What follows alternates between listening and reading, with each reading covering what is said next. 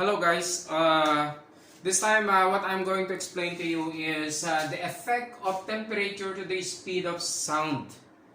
Okay, so there is actually effect of changing the temperature to the velocity of sound. But in the case of solid and liquid, the effect of the temperature is negligible. The fact that the distance of their molecules are a bit or closer, and usually most of them are compact. Okay, so there is no direct effect of temperature on the speed of sound for liquid and solids. However, in the case of gases,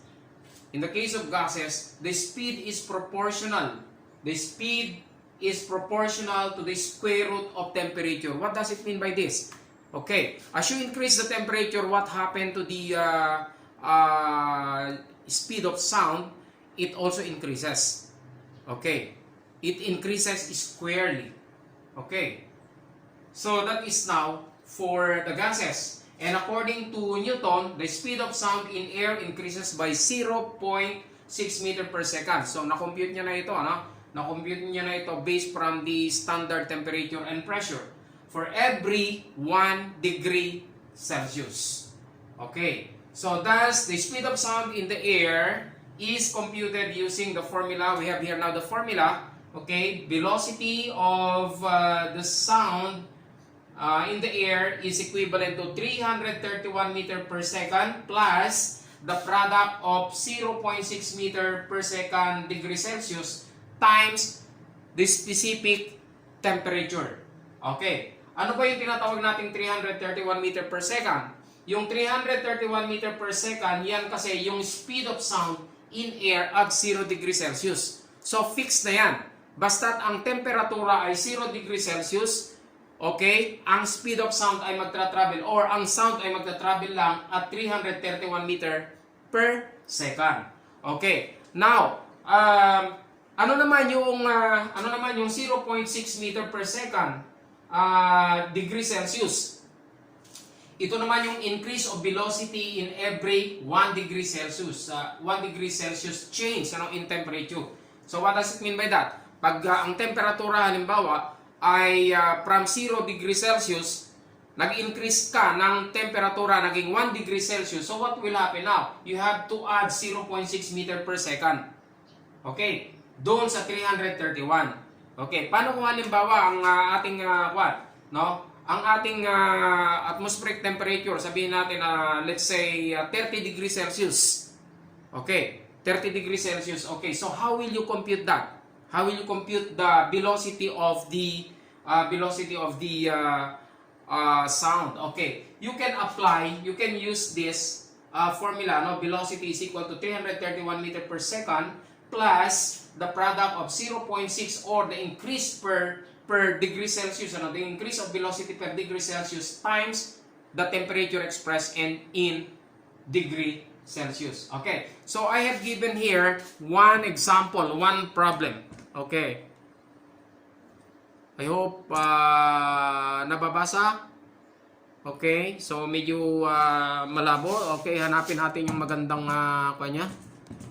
place niya. Alright. Tingnan natin. That's it. Alright. So, let us see. Here, what is the speed of sound at an altitude of 30.5 kilometer where the temperature is negative 50 degrees Celsius? Take note, kapag ang altitude ay tumataas based from our atmospheric condition, okay, kapag ang ating altitude ay tumataas, what happens now? Lumalamig naman. Nagdi-decrease ang temperatura. Kaya dito sa atin sa Isabela, medyo mainit ang panahon because we are almost at sea level. Pero kapag ang altitude natin ay tumaas, just like for example in Baguio, malamig yung lugar nila. Bakit? Mataas kasi ang kanilang altitude based from the sea level. Ganun din ang Tagaytay.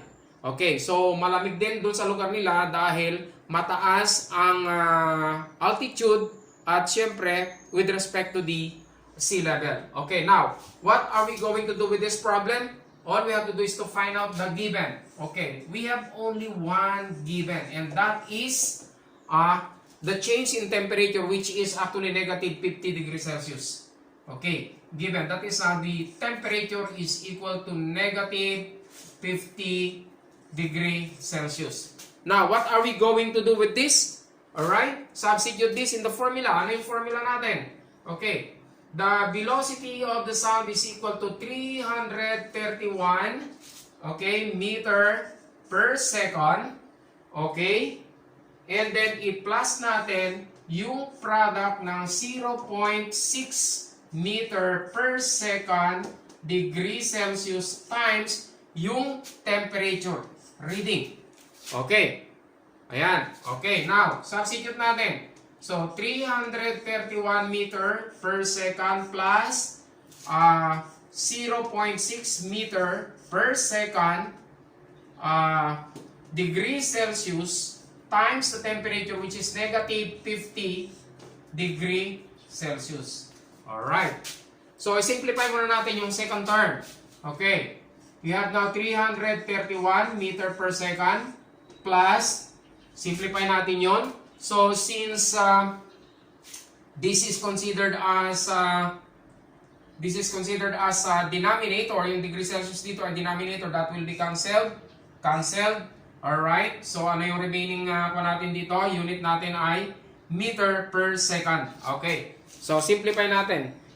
Using now your scientific calculators, okay, and that will be equivalent to, you have now negative 49.4.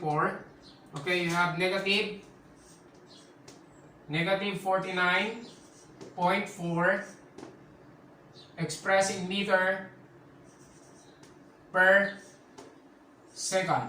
Okay, so wala na yung degree Celsius, kinansela natin, ano?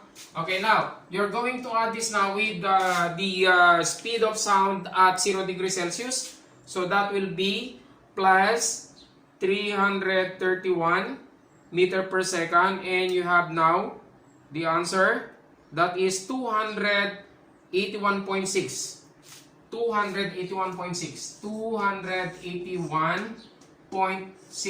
meter per second. So, yan ang speed of sound kapag ang temperatura ay bumaba ng negative 50 degrees Celsius. Anong ibig sabihin na yan? No? Okay, so since napakalamig ng lugar, ibig sabihin, ang sound niya ay hindi gaano nagta-travel. Okay. Now, some applications. Okay, alam nyo ba na kapag kagabi ay medyo, kapag gabi, medyo tahimik, napakatahimik ng paligid. Aside from, let's say, tulog na yung ibang mga tao, but the reality is that there is something that is behind the decrease in temperature. Pagka kasi araw, masyadong mainit ang panahon, and then mas lalo niyang pinaiingay yung mga sound sa paligid natin. So, lalong mas mabilis nating madinig. Pero kapag halimbawa, malamig siya, ang panahon, so what happened, hindi gaano nagta-travel ang mga sound. So, concentrated lang doon sa malapit sa point of origin niya. Okay. So, ganun, kapag halimbawa malamig, so ibig sabihin, medyo tahimik. Kaya sa Baguio, hindi kasing ingay sa Baguio, no, ng katulad sa Metro Manila. Sa Metro Manila, all around, actually, ingay, no? Talagang yung sound pollution is always around. Okay, samantalang sa Baguio, kahit paano, kahit medyo marami na rin mga sakyan, well, if you can find some place there na medyo tahimik pa rin dahil hindi gaano nagta-travel ang ingay. Okay, so that is actually the idea behind. Alright, ganun din, alam niyo ba yung mga nagko-concert? Yung mga nagko-concert actually, pinalalamig nila yung lugar nila, no, yung paligid nila, at lalong ginaganap sa gabi. Bakit? Kasi yung sound ay nakafocus lang dun sa paligid nila and hindi gaanong lumalabas, hindi gaanong lumalayo. So that is actually some application of this lesson, the effect of temperature to the speed of sound. Remember, no? Mas malamig, hindi gaanong nagta-travel ang sound. Okay, that's it. Kapag uminit, mataas ang temperature, mas lumalaganap ang sound. Mas mabilis mag-travel ang sound. Okay, yun lang guys, and thank you. I hope that meron kayong naintindihan dito sa ating lesson.